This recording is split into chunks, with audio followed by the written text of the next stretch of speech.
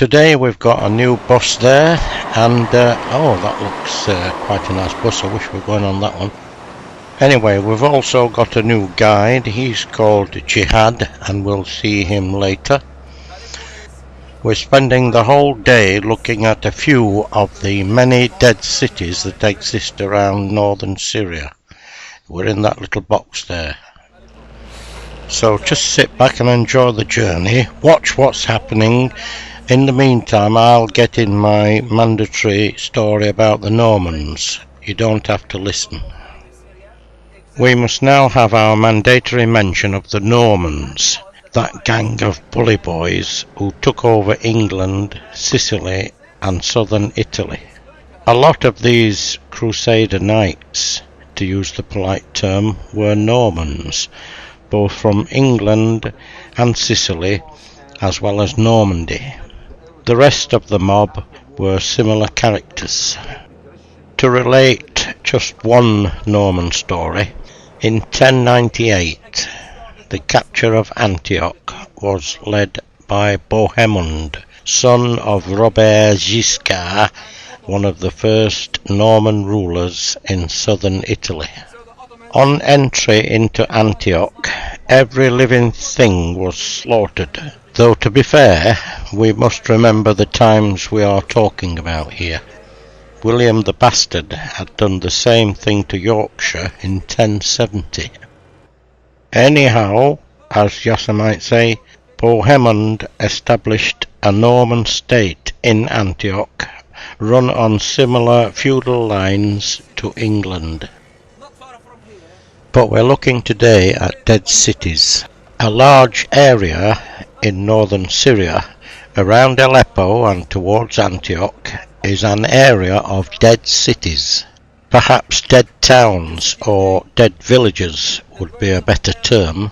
In this area there are remains of over 700 deserted towns, villages and monastic settlements. So why were they there, and why are they now dead? The area today is one of hills bleached white by the sun and drained of soil by wind and rain, a bare terrain of boulders and spiky vegetation. We must remember that in late antiquity this area was the natural centre of Syria, and it was the hinterland of Antioch, one of the greatest cities of the Mediterranean world in Roman and Byzantine times. During these times, prosperity increased and the area flourished. These are Bedouin probably.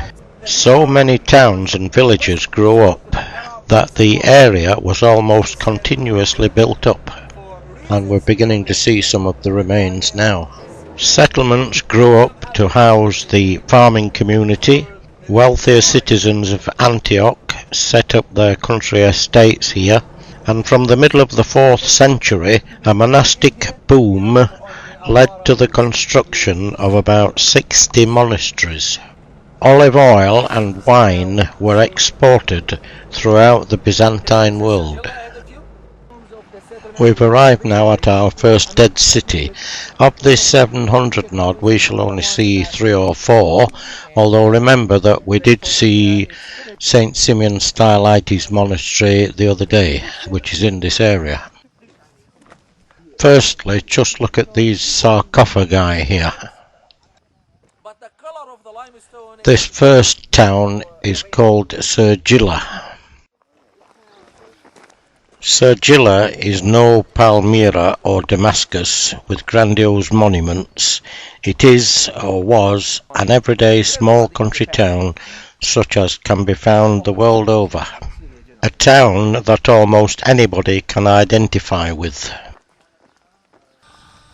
And look, we've found already one of the main things I was looking for and hoping to see. A little flock of sheep and goats grazing along with their shepherd, just like one imagines biblical times to have been.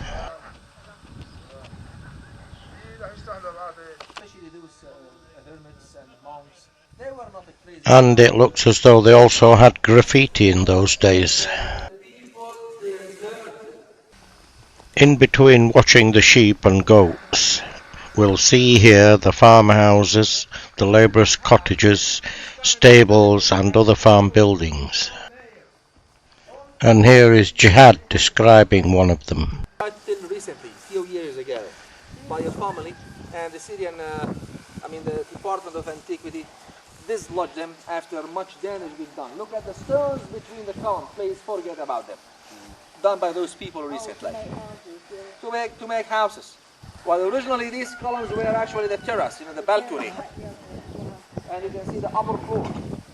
The metal door put recently just to protect the houses as they were used as a stables. So why are these cities now dead? Well, there were periodic invasions which disrupted the life of anybody who got in the way. The Persians were a big nuisance in the 6th and early 7th centuries. They stopped all the trade through Antioch. Then, when the Arabs took over Antioch and this area, the Byzantines banned all trade through there. And the demographic and political centres of Syria moved from Antioch to Damascus. So, although invasion and destruction played their usual roles in these matters, the underlying cause was economic. Markets disappeared. The farmers were not able to sell their produce. Yorkshire Dales. And so the settlements were gradually depopulated and left as ghost towns as we see them today.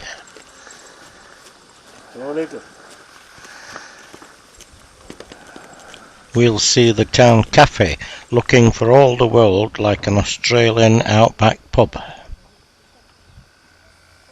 We'll see the olive oil presses.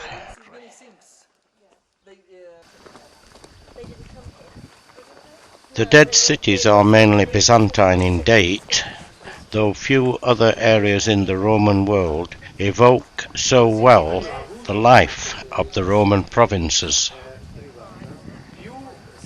However, the architecture as a whole reflects the Syrian predilection for bold, square forms, simple slab and lintel constructions with lines of square pillars supporting porticos, sometimes several stories in height.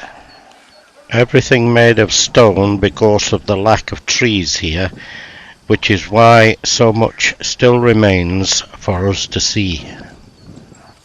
What are you doing? Being a bit sneaky?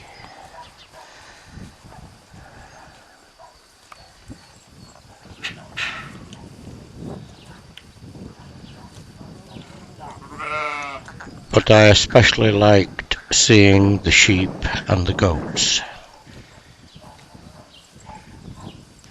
But we have to leave now for our next visit. And look, here's another flock being led by a man on a donkey.